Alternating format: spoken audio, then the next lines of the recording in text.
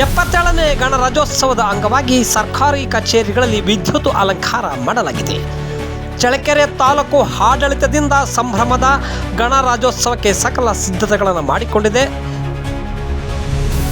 ನಗರದ ಎಲ್ಲ ಸರ್ಕಾರಿ ಕಚೇರಿಗಳು ತಳಿರು ತೋರಣ ಮತ್ತು ವಿದ್ಯುತ್ ದೀಪಗಳಿಂದ ಅಲಂಕಾರ ಮಾಡಲಾಗಿದೆ. 77ನೇ ಗಣರಾಜ್ಯೋತ್ಸವದ ಪ್ರಯುಕ್ತ ರಾಷ್ಟ್ರೀಯ ಹಬ್ಬಗಳ ಆಚರಣಾ ಸಮಿತಿ ಹಾಗೂ ತಾಲೂಕು ಆಡಳಿತ ತಾಲೂಕು ಕಚೇರಿ ಮುಂಭಾಗದಲ್ಲಿ ಧ್ವಜಾರೋಹಣವನ್ನು ನೆರವೇರಿಸಿ ನಂತರ ಶಾಸಕರಾದ ಟಿ ರಘುಮೂರ್ತಿಯವರ ಅಧ್ಯಕ್ಷತೆಯಲ್ಲಿ ನಗರದ ಬಿಸಿನೀರು ಮುದ್ದಪ್ಪ ಸರ್ಕಾರಿ ಪ್ರೌಢಶಾಲೆಯ ಬಯಲು ರಂಗಮಂದಿರದಲ್ಲಿ ಸಭೆ ಕಾರ್ಯಕ್ರಮವನ್ನು ಹಮ್ಮಿಕೊಂಡಿದ್ದು, ಧ್ವಜಾರೋಹಣವನ್ನು ತಹಶೀಲ್ದಾರ್ ರಯಾನ್ ಪಾಷ್ ಅವರು ನೆರವೇರಿಸಲಿದ್ದು, ವಿದ್ಯಾರ್ಥಿಗಳಿಂದ ಆಕರ್ಷಕ ಪಥ ಸಂಚಲನ ಮತ್ತು ಸಾಂಸ್ಕೃತಿಕ ಕಾರ್ಯಕ್ರಮಗಳು ಜರುಗಲಿವೆ.